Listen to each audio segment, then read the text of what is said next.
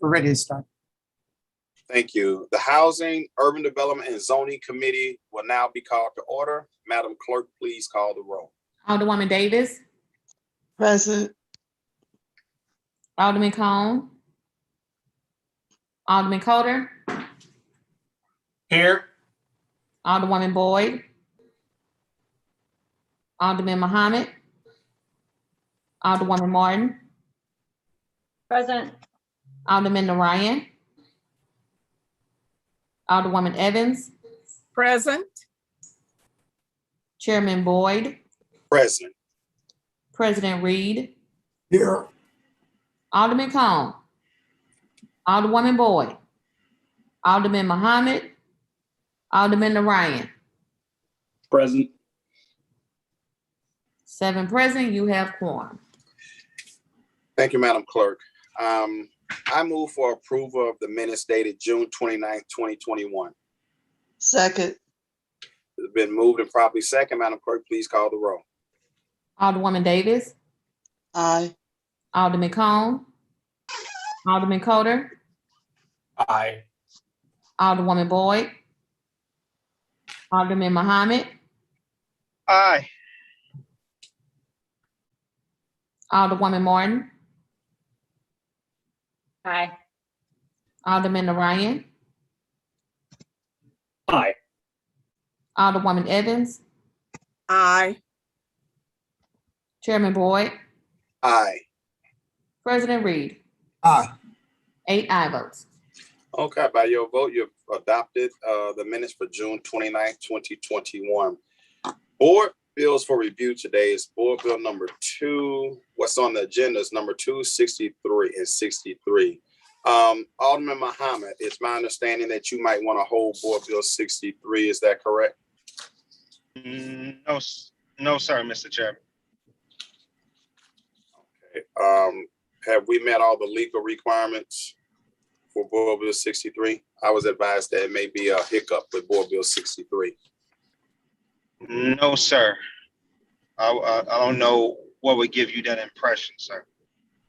The clerk informed me that the legal counsel informed him that we did not meet some posting requirements,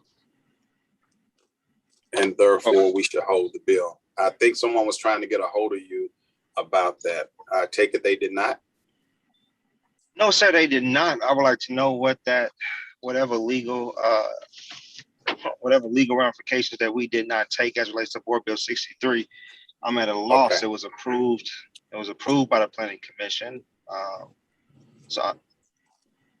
Okay. Can So we get our legal counsel on the phone? So let me back up. So what's before the committee right now is Board Bill number 63. That is before the committee, okay? So we're asking for legal counsel and Lou Gali to weigh in on the technicalities that was presented earlier. Is he available? I am, Alderman. I just got on the meeting. I didn't hear the full question. Okay. I was in touch with the city councilor's office, who works with LCRA, and there are notice requirements under state statute that were not met prior to this bill being put on the calendar. Okay. So it's the opinion of the city council's office that we have not met statutory requirements, and therefore we're going to hold the bill. We'll come back to it at another date. I'm sorry, Mr. Chair. I'm sorry. I would need that in writing. I need that in writing from the city council, from an official opinion that this legislation does not meet the requirements, because I'm at a total loss here. This does not make sense to me. I find this completely perplexing for this to happen at this time. This seems like a petty beef between the mayor's office and myself, honestly, is what it seems like to me. The city council has not reached out to me. He has not shot me an email, a text, a phone call. I have not had any communication with the city council's office. Now, all of a sudden, this board bill is illegal. Well, Mr. Chairman, if we don't have this written down, if I don't have a written statement from the city councilor explaining and detailing why this board bill is insufficient, I find it extremely disingenuous and unfair to hold it. Mr. Golly, Yes, sir. you are the lawyer, and I practice law without a license, I but know you do. I know Chapter 99s are authorized based on state statute. I don't know what all the legal requirements are that need to be met, but certainly want to make sure that we meet those legal requirements. What is your opinion about the city council's opinion? I just forward you the email from the city councilor's office under section 99430.18 of the Missouri Revised Statute that contains the notice requirement. Okay. So I am pulling that up. It says that the governing body of the community shall hold a public hearing on any redevelopment or urban renewal plan or substantial modification thereof recommended by the authority after public notice thereof by publication in a newspaper of general circulation in the community once each week for 2 consecutive weeks. The last publication not to be at least 10 days prior to the date set for the hearing. Okay. So Alderman Muhammad, do you accept that?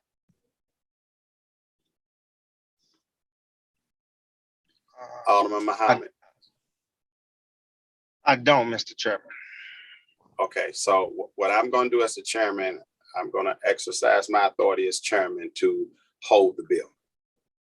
Because I'm not going to put myself in a situation if there are legal opinions and the city council's office, as well as our legal counsel for the Board of Aldermen, is not disputing that. So we can come back to it. We want to help you get your bill passed, but we want to make sure we do it in the proper manner. Okay? So it's not dead. It's just we're going to hold it for until we do proper notification. We will not be hearing a resolution number 39. We will hear that on Tuesday, July the 6th, at the request of the sponsor. So tonight, we will only be discussing now Board Bill number 2. And tonight is basically public input. That is all we're doing is public input, and then we'll do committee discussion after public input. It was very important to me, since this bill came to us near the last minute, that we do our due diligence as a committee to get as much official public input as possible. The official input comes from the legislative body. While I certainly appreciate all the hard work by the Stimulus Advisory Committee, and I applaud them, and maybe they all deserve a resolution for their efforts because they put a lot of hard work in, and I say that sincerely. But those meetings were not the official meetings of the board of the city of St. Louis. The city of St. Louis has advisory committees. One example is the Forest Park Advisory Committee. Members of the Forest Park Advisory Committee are appointed by the mayor and ratified by the Board of Aldermen, and they therefore act on behalf of the city of St. Louis. So some of their decisions impact how we govern ourselves. It could put us in a lawsuit or get us out of a lawsuit. And so I want to make sure that we do things decent and in order. And everybody that knows me knows that although I can be tough and difficult sometimes, I'm very fair. And I want to do things right. And I don't want to put the city in a situation where we can be sued and tied up in court for years, because that wouldn't be fair and wouldn't help anybody. Also, I want to make it clear that nobody is speaking for or against Board Bill number 2 tonight. People are speaking based on recommendations, because here's what's going to happen. We're going to hear all the recommendations as we've had all the public input. I'm requesting that all of my colleagues, whether you're on the HUD's committee or not, by 5:00 p.m. on Friday, to send the clerk of the Board of Aldermen all your recommendations on what you would like to see in this board bill and what you might want to see out the board bill. Because the train is moving swiftly. I wish I could give more time, but my intentions is to do a committee substitute next week that encompasses the community input that we have heard thus far. And it's extremely important to me that we get in from our colleagues, because one thing I do know, when things happen in the community and people don't know who to turn to, there's a very popular phrase that they use, and it's call your alderman. Why do people say call your alderman? They say call your alderman because your alderman is the one that's in touch with most, not everything, because we're not Superman and Superwoman, but we're in tune with most of the concerns of our constituents. And so that's why it's very critical that we do our public discourse as a legislative body and that our voices are heard on behalf of our constituents, especially our constituents that may not be technologically savvy. They may not have Zoom. They may not have, computers in order to engage us in the way that, some people do. And so I want to tee that up. I want to be very clear with that. So again, nobody's speaking for, nobody's speaking against. People are basically making recommendations. And again, I'm asking all of my colleagues, whether you're on the committee or not, to send recommendations to the clerk of the Board of Aldermen, who will send them to me, and I will send them to the bill sponsor to make sure that we're all on the same page. And we collectively will massage the bill number 2, which is basically a infrastructure bill, not to be confused, but it's just a placeholder right now. And so we're going to come back with the committee substitute, which has a lot of recommendations. And I would hope and think that the mayor's office will, be pretty satisfied with the outcomes, because it is my desire to be as close to 100% of the recommendations by the Stimulus Advisory Committee as possible. But every alderman on the committee has a voice and they have a vote. And so that matters. With that said, we're going to now move into the public input phase. And I'm going to start with Ms. Crenshaw by phone. Is Ms. Crenshaw on here by phone? She waited so long the first time we had a meeting that she kind of had to get off. So I wanted to kind of start with her first because she's a elderly constituent and I don't want to have her on the phone for hours if we don't need to. Okay, I don't see her, but I will come back to her. Okay, next up is Alan Durker. Hey, you got my name right. Okay, so Alan, here's the ground rules from the chairman of HUBs. And anybody that don't like them, hey, I'm sorry about that, but it's part of the rules. You must state your name. If you're speaking on as an individual, your actual address. Okay. If you're speaking on behalf of a business, then you state your business address. We got it? Sure. Okay. I'm going to give you 3 minutes, Mr. Durker. Go. Okay. My name is Alan William Durker and my address is 5401 Holly Hills. I am also speaking on behalf of the Cornerstone Center for Early Learning at 3901 Russell. So I kind of have input from both angles here. And kind of what I really wanted to push for today is to just, guys, keep in mind, this is my first time ever putting information to the Board of Aldermen, so thank you. But I really wanted to just have you all keep in mind that don't keep the same city government thinking that we have for the last 90 years, where we do things, 3 months out and don't think about things 50 years out. It's $500 million. Spend it wisely, please. So like the 3 kind of big things that I would really like to see the city get out of this. I myself am a CPA, and even though I do work in St. Louis County, I do know that doing business in the city is not exactly easy. And I would really like for you guys to put some thought into how can we streamline city government? How can we make the licensing and permitting process much easier on everyone? Even down to the point of, real estate assessments or personal property tax assessments. I mean, we've been doing things for the same way for the last 40 years on paper forms in 5 different colors. And I know there's easier way to do things. So, spending a little bit of money up front to make things easier on everyone would, give a lot more time to city staff. It would give a lot more time to constituents, and it would make the city a better place to live. Just as the treasurer of the Cornerstone Center for Early Learning, I also wanted to just kind of speak to the cost of early childhood education right now, and that there is kind of a state subsidy cliff. If there is any way that any funding could be pushed to any of the city early childhood centers. I know a lot of parents are out there struggling right now to even find spots or to even afford early childhood education right now.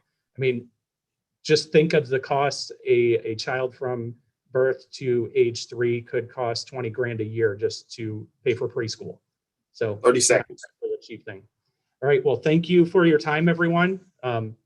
Hopefully you come out with some good ideas here. Thank you, Mr. Durker. Really appreciate you being in attendance and sharing your opinion because it does matter. Thanks again. Okay, I am told that Ms. Crenshaw is needs to move from the attendee to a panelist list. I want to go back to Ms. Crenshaw. So STL TV, if you can bring her up. I believe I moved her over, Chairman. This is. Okay, Ms. Crenshaw, can you hear us? Hello. Ms. Crenshaw. Hello? Okay. Yes. This Can is- you hear me okay? Yes, I can. Okay, Ms. Crenshaw. So what we want you to do is we want you to state your full name, your address, and give us your recommendations. You have 3 Okay. minutes, okay? All right. My name is Ann S. Crenshaw. I'm at 8727 Northcrest Lane, zip code 63147. What I would like to see done in our community, and first of all, and that is to be able for the citizens to be able to breathe, to be able to live. Without police presence in our community, that's not going to be able to happen. On all levels, we need police to stop these people from speeding. We need police to put down the laws of the people that are speeding. We cannot do it. The people cannot go out here and police their communities. We need the police. We're staying in our homes. When we go out, we're afraid. That's just not acceptable. We need police presence in our community. I don't care how much money you put into infrastructure or whatever have you. If the citizens do not feel safe and want to live here in this city, we can forget about it.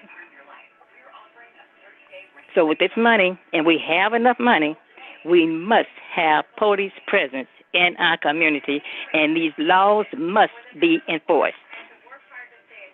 You're going to see more people continually moving out of the city of St. Louis, and not only out of the city, out of St. Louis, Missouri, period.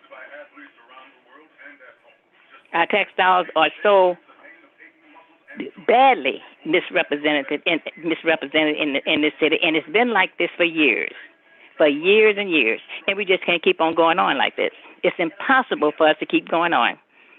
Seeing our schools closed, the homeless on every corner, nothing being done about that, putting homeless people on the inside of our communities, that's bringing our property value down. I mean, it's the whole 9 yards, and you all know that.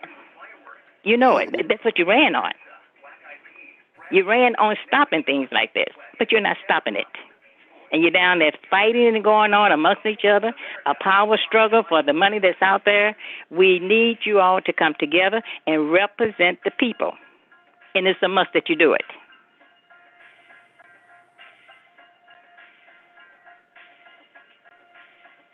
Yes, ma'am. And I thank you so much for your time. You're more than welcome. We appreciate you speaking up, Ms. Crenshaw. And I believe that you speak loudly for a lot of people that live in neighborhoods that look like yours. Again, thank you very much. We really appreciate you being in attendance tonight. Thank you. Next up, we have Tony Fitzgibbon. Tony Fitzgibbon. Good afternoon. Good afternoon. As you said, my name is Tony Fitzgibbon. My address is 8015 Teesdale, 63130. I'm the co-chair of the Common Sense Gun Solutions Committee of the Women's Voices Raised for Social Justice organization. And I'm asking for funding for our Lock It for Love program. Since the COVID pandemic began, firearm sales shot up 64% in 2020.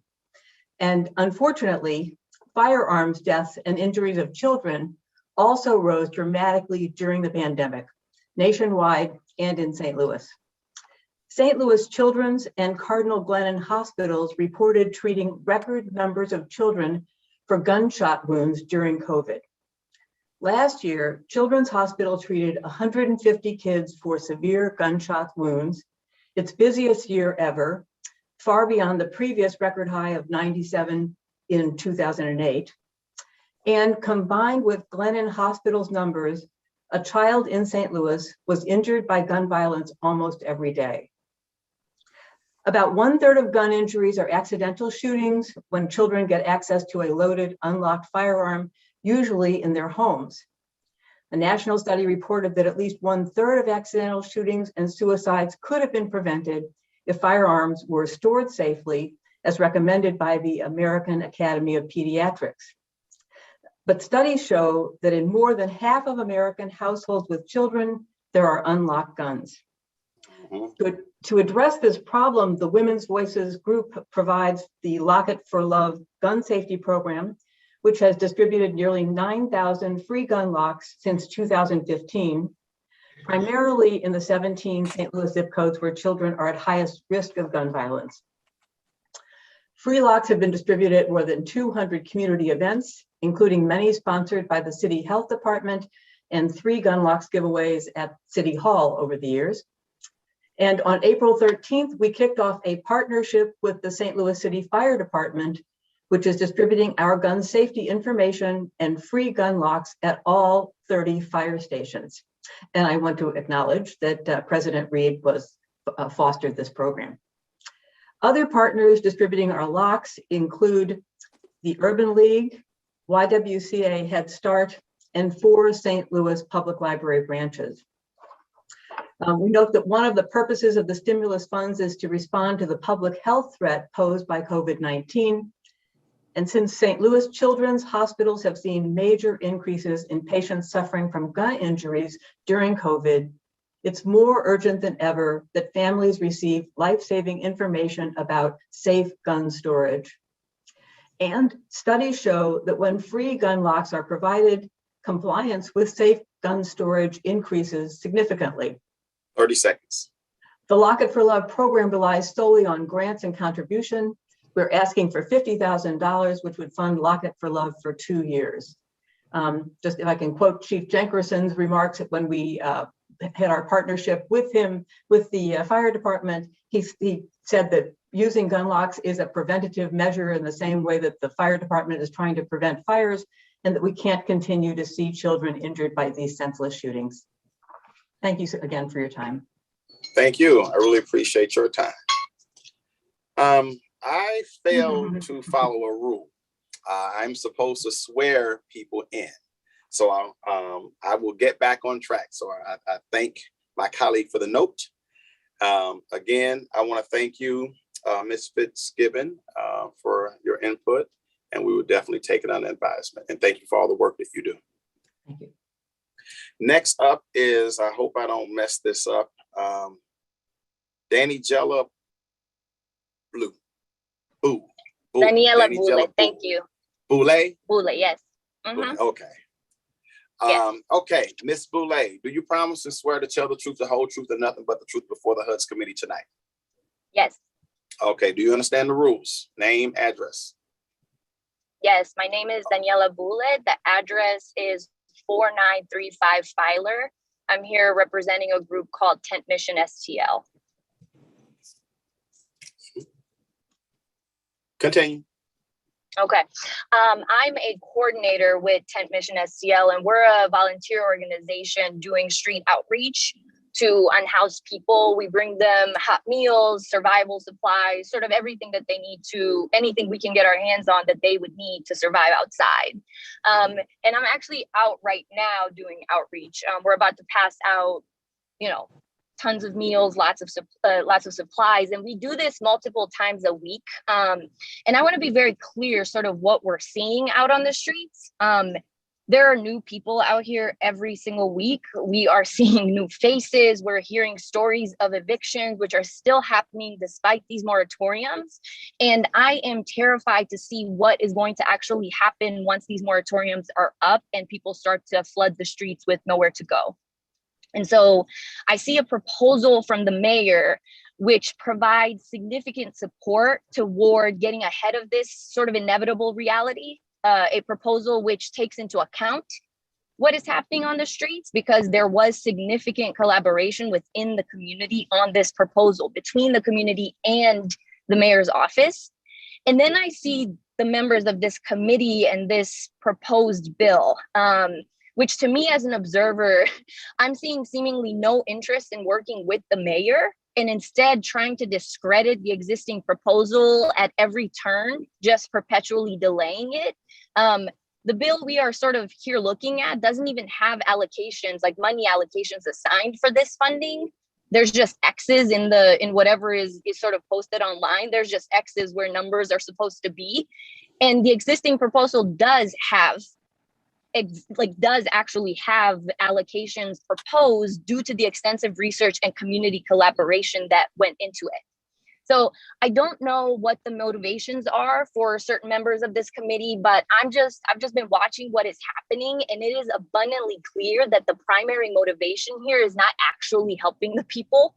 You're playing politics with people's lives. And I don't know if the members of this committee realize that people will die as a result of these evictions. Just point blank. Every day that this money and these resources are not deployed to those that need it is a day when thousands of people are unnecessarily suffering because you all are delaying this. And I'm not allotted much time here, but I'm happy to take any questions and give you specifics of what we're seeing. The main point here is that, this has zero to do with you all being bullied into this. I know some members have said that they feel they are being bullied into this. I'm saying you're not doing your jobs. You're ignoring the needs of your constituents and are getting in the way of actual help. And I'd be happy to take any questions or follow up. Keep me off. Thank you. Let me just say something real quick. There's a difference between a proposal. For everybody listening, there's a difference between a proposal and a board bill. And so I think there's a lot of confusion out there, and we don't legislate off just proposals. We have to legislate off board bills. So I want to clear that up, because board bill number 2 that's out there in the universe is just a shell bill that will be filled in with a lot of recommendations from people across the city. So there's no intention to not support any recommendations that any group of persons may have worked on. So I just want to make that clear. Moving right along, and thank you again, Ms. Boulay. Next up is Mr. Adam Shaw. Hi, can everybody hear me? Gotcha, I can hear you. Mr. Shaw, do you swear to tell the truth, the whole truth, and nothing but the truth before the HUD's committee this evening? Yes, I do. Okay, do you understand the grounds rules? Yep. Okay, go ahead, you have 3 minutes. Hi. Hi, everyone. My name is Adam Shaw. I'm a resident of the 24th Ward at 7129 Piccadilly Avenue. It's a pleasure to see my alderman here present today. Nice to see you, Alderman Narayan. And I'd like to thank you guys for allowing me to comment on Board Bill 2. I think these hearings for committee meetings are a huge step in the right direction for accountability and transparency in St. Louis. And so my comments should be quite brief. I know the chair said just a second ago that there won't be any discussion for or against this bill. I take a bit of issue with that because dissent ought to be part of the discourse, and to suppress any dissent seems deeply undemocratic to me. It's also inconsistent with the discussion I had with the clerk via email as I was scheduling my testimony today, where I was expected to state whether or not I supported the bill. I'm sorry, let me stop you real quick, Mr. Shaw. If you want to say, that's fine. I was just trying to clarify what was going on. But if you want to say for the record that you are against it, you're more than welcome. I do not want to take your privilege away. Okay, I appreciate that. Thank you. Just a few days ago on June 25th, our Congresswoman Cori Bush sent a letter to the Board of Aldermen urging them to pass the mayor's budget. And I'm here today to make the same request. As I'm sure everyone here is aware, the Board of Estimation and Apportionment approved of the mayor's 2022 budget in late April and sent it to the Board of Aldermen. This budget has been discussed publicly at length in multiple meetings under the guidance of the Stimulus Advisory Board. I understand that's a different body and is not sort of an official body, but President Reed was invited to be a member of that body and agreed to be. There's also been an overwhelming amount of public testimony on budget priorities for these American Recovery Act funds, including over 2,500 surveys submitted by members of the community. This budget could have and should have been passed by now. I know there's some dispute over who took too long or didn't take long enough, but there doesn't seem to be nearly enough urgency. And I think the fact that this hasn't been passed now to provide critical aid to people of St. Louis is demonstrative of President Reed's lack of participation in the Stimulus Advisory Board and lack of urgency in getting that aid to people of St. Louis. So please pass the mayor's budget 30 hastily. seconds. Thank you. I'm finished. You're welcome, and thank you for the participation. It's greatly appreciated. Next up is Reverend Darrell Gray.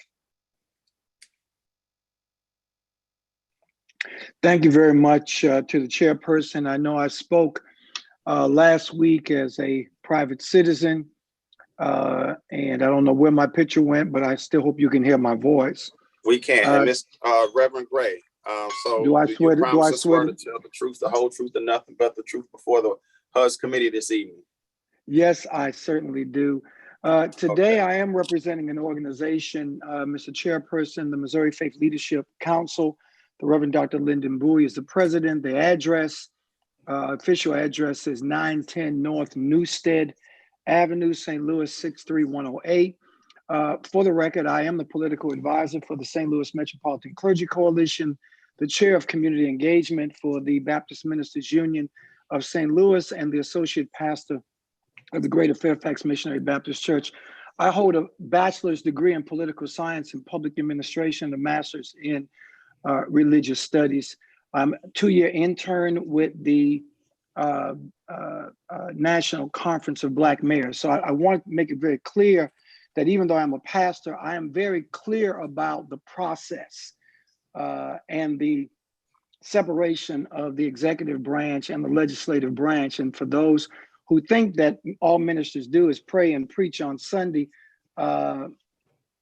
that's an insult at the very least. Many of our pastors, in addition to being pastors, hold dual jobs, and many of them have varied professional degrees. And so we are learned, we are educated, and we are intelligent. That being said, Mr. Chair, the Missouri Faith Leadership Council would like to go on record asking this committee to consider making a committee substitute to support the mayor's recommendation in its entirety as you discuss Board Bill 2. I'm not here to go against Board Bill 2. I'm here in support of adding and incorporating the mayor's budget in that. I said at the last meeting, Mr. Chair, that it is regretful that the clergy were not involved in any significant input with the advisory committee. And we have been assured by the mayor's chief of staff, members of the board, and aldermen, particularly Alderman John Collins Muhammad, that the clergy will be involved and engaged and included moving forward. We believe, just as you do, Mr. Chairperson, that when people in the community are in dire need, yes, they indeed call their aldermen, but more call their clergy. They call their pastors when they are in dire need. And we hear that response. And we're here to say that this is urgent. We understand the process, but we also believe that there is a way to expedite this. And I'm so glad and encouraged 30 seconds. By what you said in the beginning, Mr. Chairperson, that you and this committee are looking favorably at supporting the mayor's proposal. And we're looking forward to meeting with President Reed as soon as possible. We asked for a meeting today. He was not available, and to meet with the mayor to further discuss his clergy leadership, this board bill and the minister's proposal. And I don't know why you don't see my face. There we go. That was my mistake. I do apologize, but here I am. And thank you very much, Alderwoman Boyd, for making me look down to make sure that I was doing the right thing. God bless you all. A smile at the end. Thank you, there, Reverend Gray. There you go. I smiled Thank all you. the way through. Thank you. Thank you for all that you do for the city of St. Louis. I know there are a lot of unselfish acts that go on in your world, so I appreciate Thank you, that. Mr. Chair. We look forward Next to working up, with you, sir. You're welcome. Next up is Anna Ginsburg. Anna Ginsburg. Hello, Alderman Boyd. My name is Anna Ginsburg. I live. Hold on, Anna. Hold on. First of all, it's good to see you. Anna Ginsburg is a longtime employee with the city of St. Louis. Did a lot of good work in the dismantling racism community. Somebody I consider a friend. So with that, Anna, do you swear and affirm to tell the truth, the whole truth, and nothing but the truth before the HUD's committee? Yeah. Okay. All right. So I think you got the rules down. Go ahead. All right. Thank you, Alderman Boyd. My name is Anna Ginsburg. I live at 7020 Stanley Avenue, St. Louis, Missouri.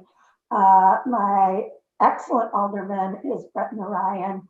And I have some testimony about this bill. I am here on behalf of the Anti-Racism Organizing Committee at the request of Action St. Louis. And I understand that there's been some issues in introducing this bill. You know, we hear on the news that the economy is growing and things are improving. What we don't hear is that there's a whole lot of economic and emotional pain among people, especially poor people who are disproportionately BIPOC. People have lost friends and family members. Sadly, there's nothing that we can do to bring these people back. But people are also caring for newly disabled family members who have not fully recovered from COVID. They have lost jobs. They've lost places to live, and many more will lose places to live when the current eviction ban, which by the way does not cover everybody, is lifted. Businesses have closed down. Unvaccinated people are still getting sick. People are dealing with mental health problems from a year of isolation. This bill would address all of these things. Please pass this bill out to the whole board. It needs to be in place for these problems to be addressed as soon as the funds are available.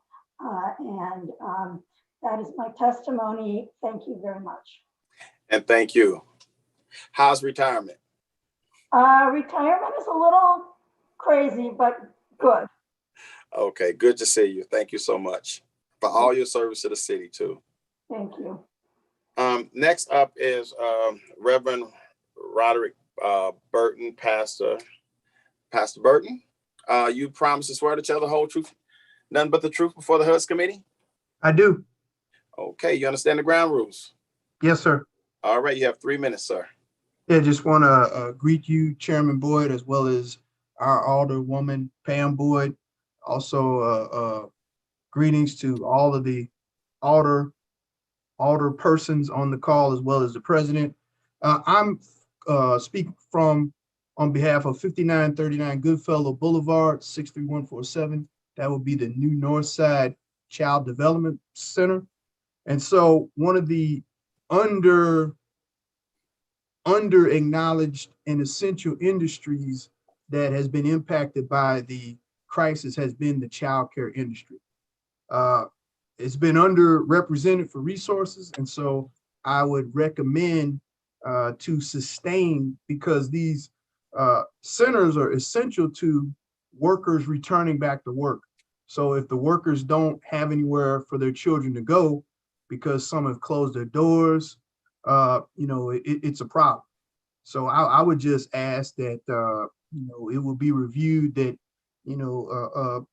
necessary funds be set aside for our child care centers. Many of them are not of the size and scope of ours, which, although we've taken some serious hits, we were able to weather the storm. But many are basically entrepreneurships, women-run businesses, and they've really taken a hit, and many have closed down. So I would hope and pray that you all are generous and you are wise in allocating resources for the child care industry.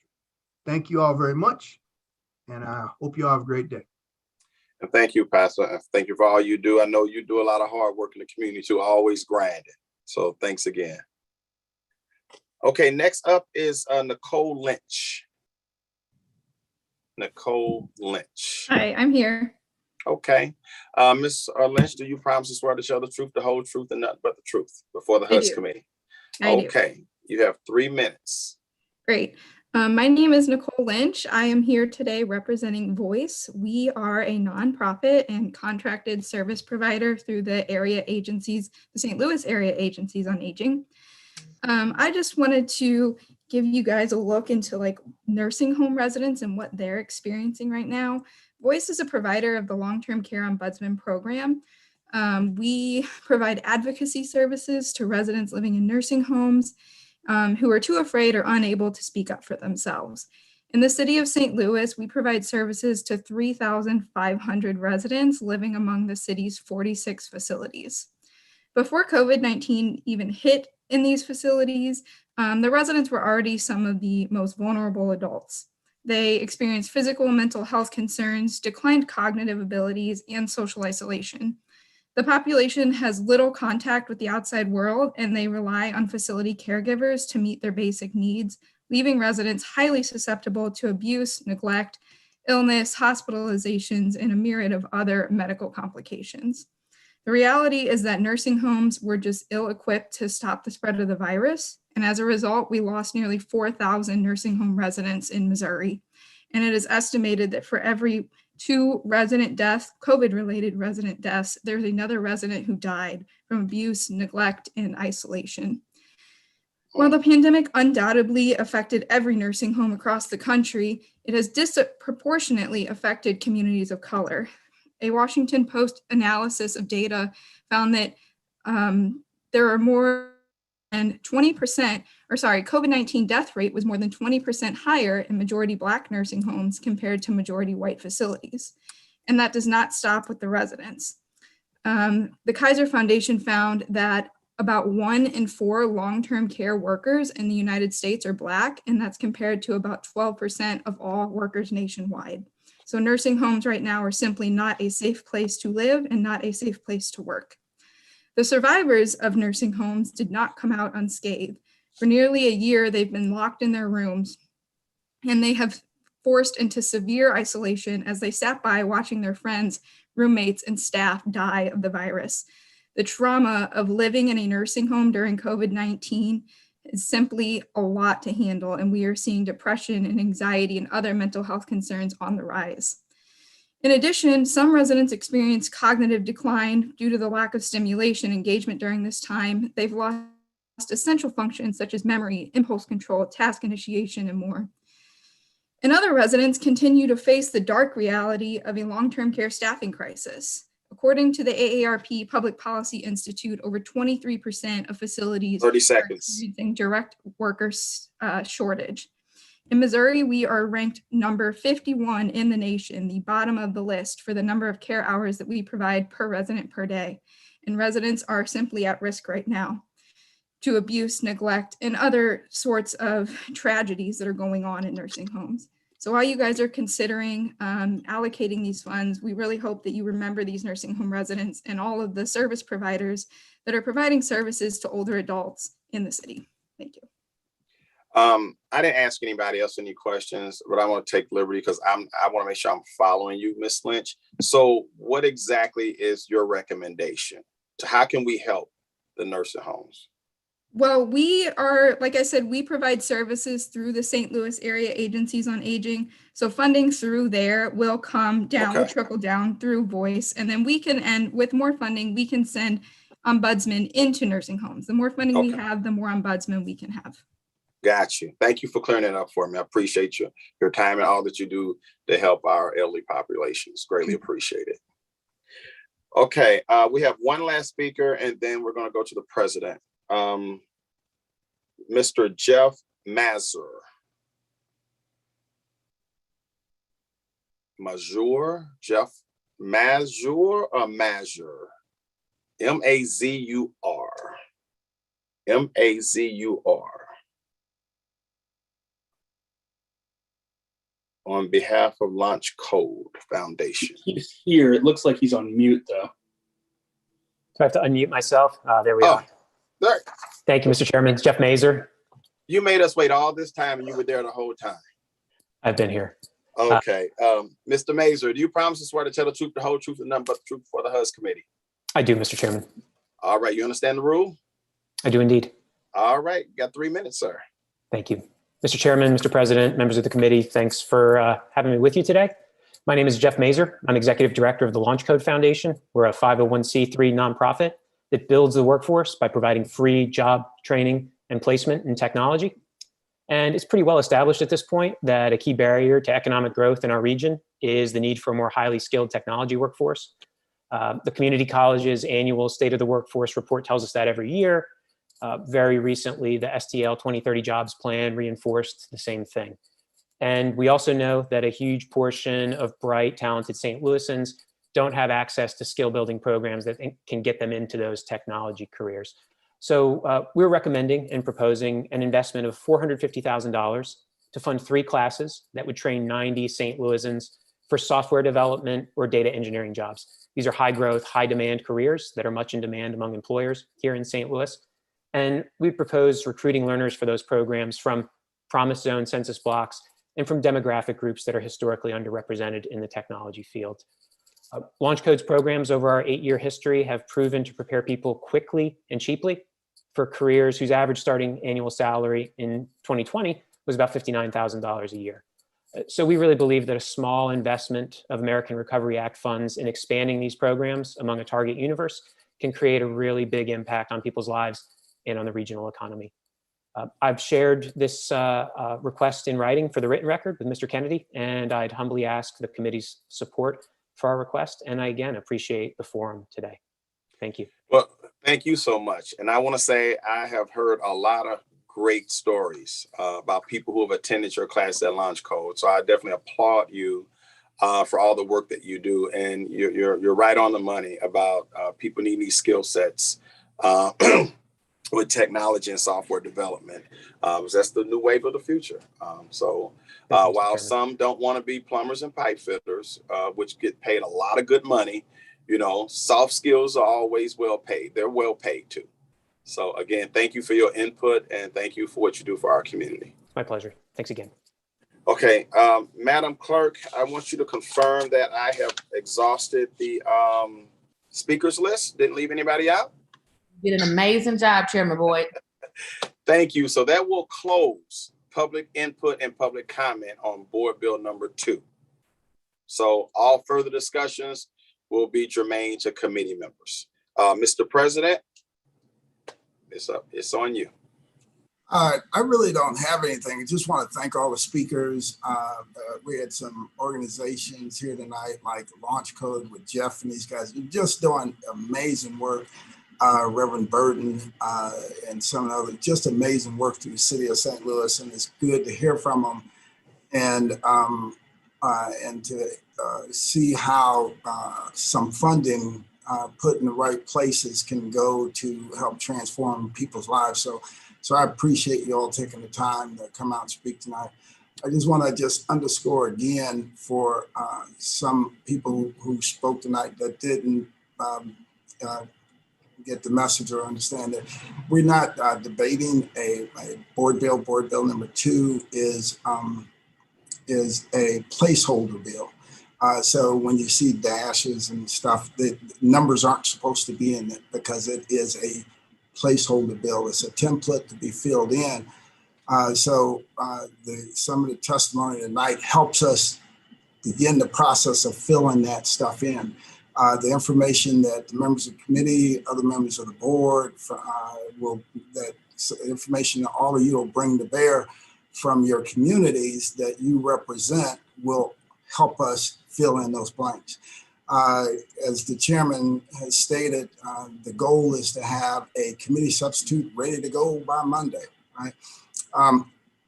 For folks on the committee that understand the process, and some of the folks that logged in that understand the process, you understand that Board of Aldermen, we hold public hearings and we move board bills, and then we have to take it to the floor, and there's a legal process we have to follow before a bill can become law.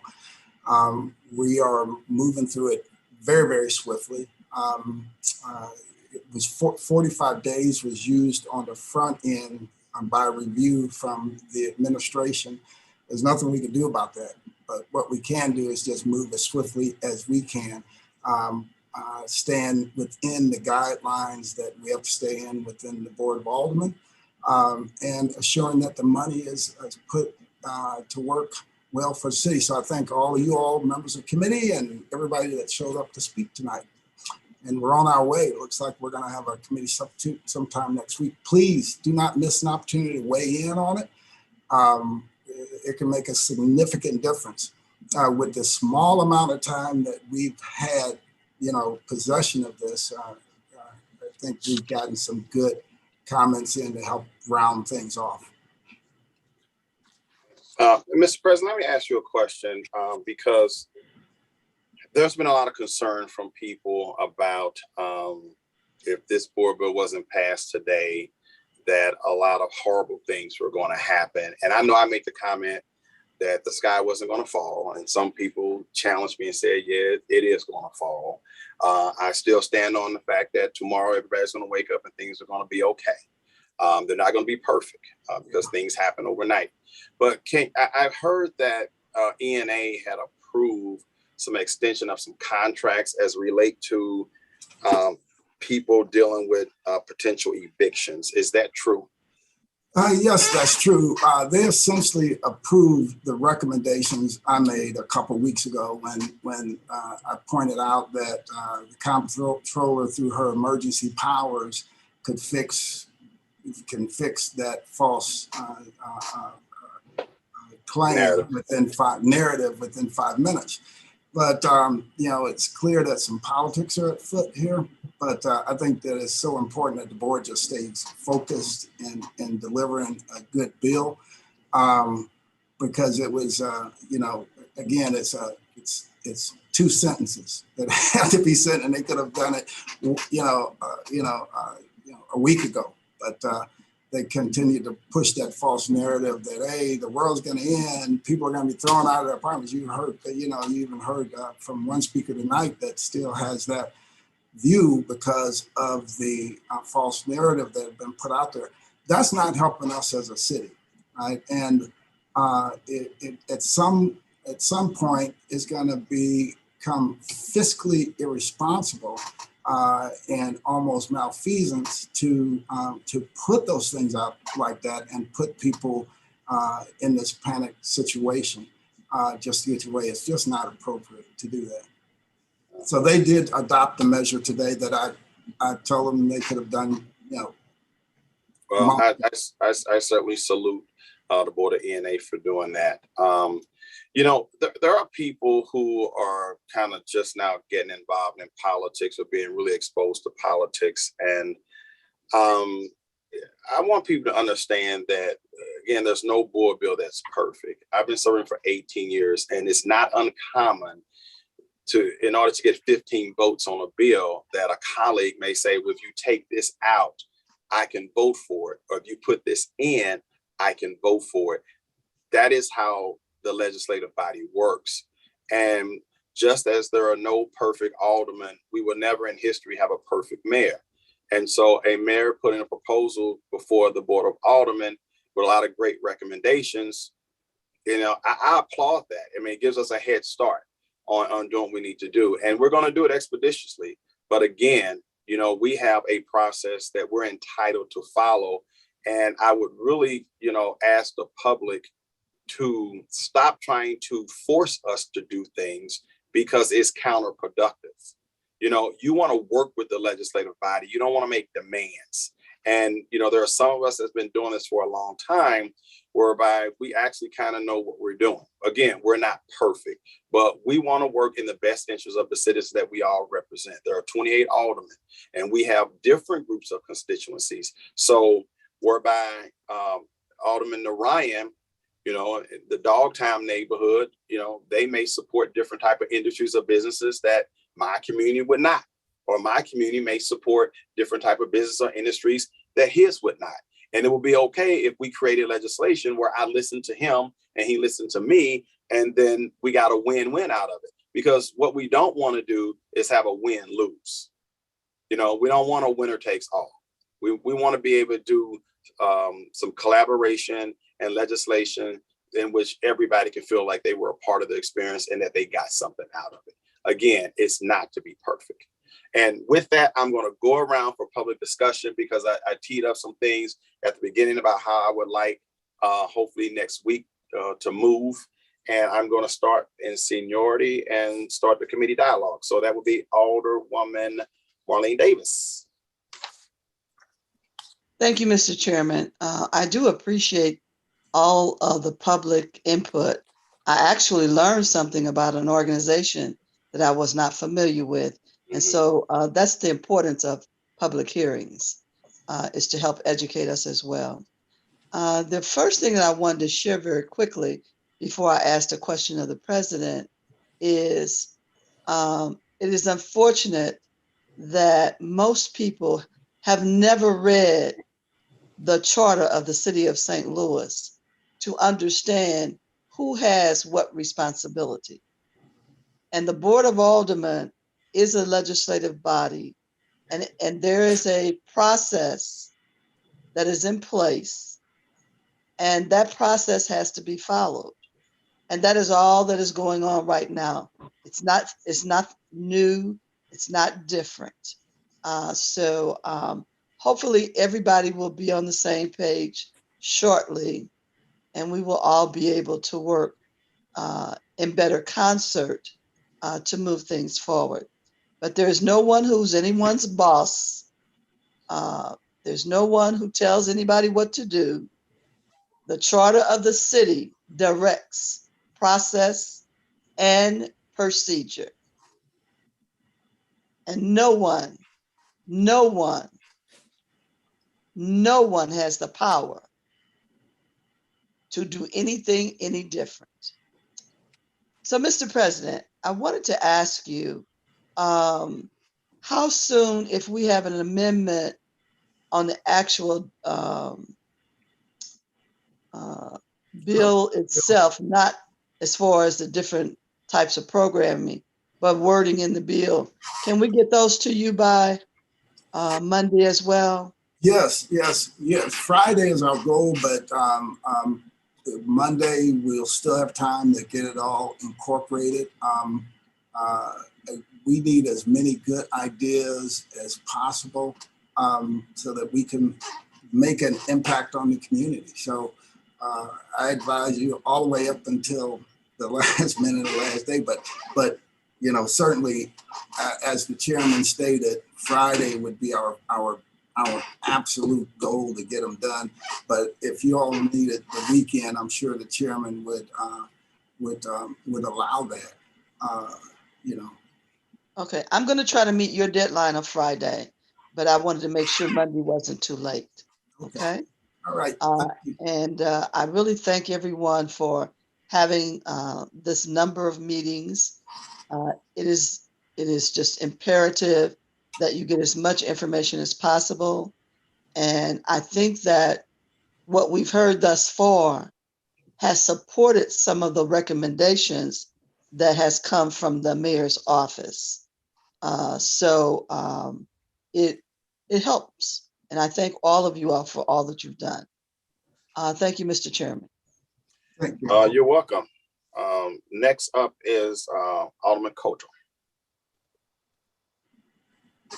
No questions, Mr. Chairman. I've sent a couple comments over to President Reed and the clerk while we were sitting here. So looking forward to getting this finalized and getting something passed before we go on break. All righty. Thank you. Alderwoman Pam Boyd, Chairman of Parks and Environmental. You know what? No, I don't have any questions. I just know that we're on a time limit, and somebody had put in the chat, don't play the politics. Well, I hate to tell you, that's what it's all about. And so we're trying to ensure that we are serving the residents that elected us in the office. So we are trying to complete this project and get it done so we can be ready for the new year. So I don't have any questions. Okay, thank you. Alderman Muhammad.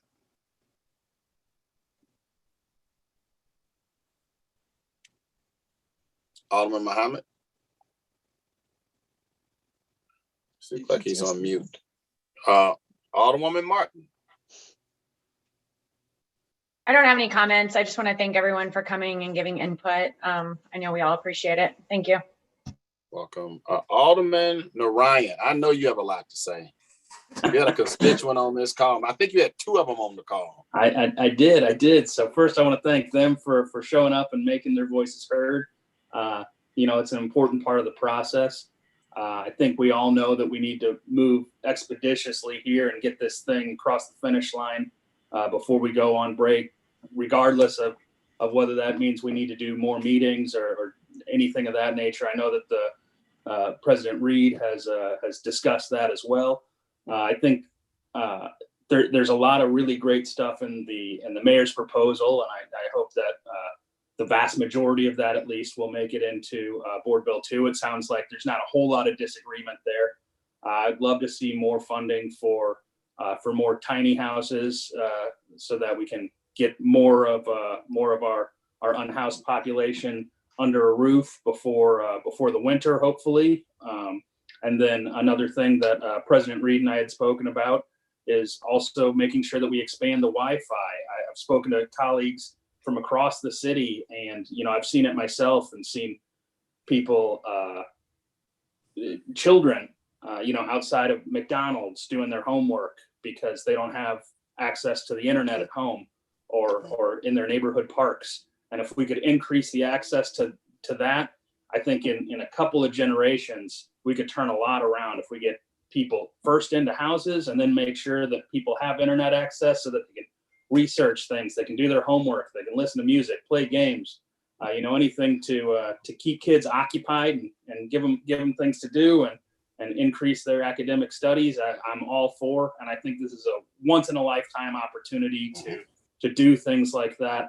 And I hope that we can all set aside any small differences we have between ourselves and make sure that we just get this thing across the finish line. It seems like that's what we're doing. I know that it's the process can be kind of lousy sometimes, but it'd be a whole lot easier if one person could just say, this is the way it's going to work. I know, as long as you're that person, right? Right. But here we are trying to get this done. I'm hoping that we can get it done. And with that, I'll yield. Thank you. I would say this, Alderman Ryan, I do believe there was a couple million in technology infrastructure or Wi-Fi or something. And if you think that that's not enough, by all means, make a recommendation to increase it by a certain amount. I would certainly support you on that. Okay. I appreciate that. Thank you. Alderwoman Evans. Thank you, Mr. Chair, and all the members that are present at this time. I don't have any questions. I just want to make a comment that I appreciate all of the speakers. They came and spoke before the committee. I myself learned some things this afternoon, and I wish we could just say, okay, you get some money and you get some money and you get some money.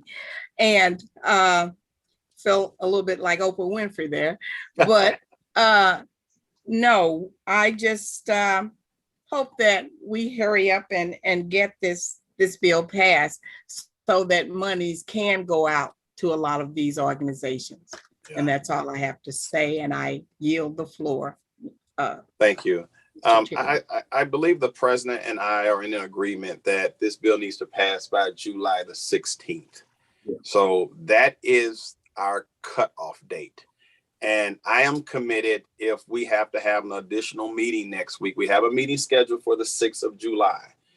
But if we have to have another meeting and another meeting to make this happen, to get this out of committee next week, I am committed to that. Okay. So I don't want people to stress out and think that it's just not going to happen to people just playing politics and this is a game. You have my word as the chairman. My goal, barring anything that's just out of our control, this bill will pass out next week. It's politics, as it was said. Some people will feel very joyed. Some people will feel they didn't get enough. But here's the bright side. There's going to be $500 million. This is just the beginning of spending some money. This is just the beginning.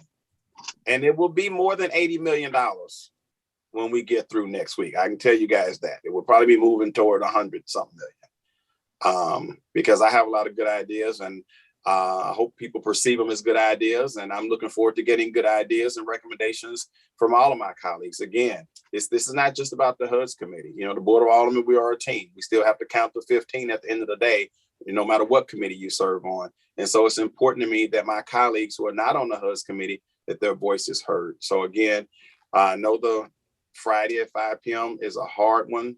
But again, I'm willing to have more than one meeting next week to get this out of committee. And with that being said, unless Mr. President, you have something, I'm going to get ready to adjourn to you. Do you have anything? Just thanks again. Thanks again. Okay.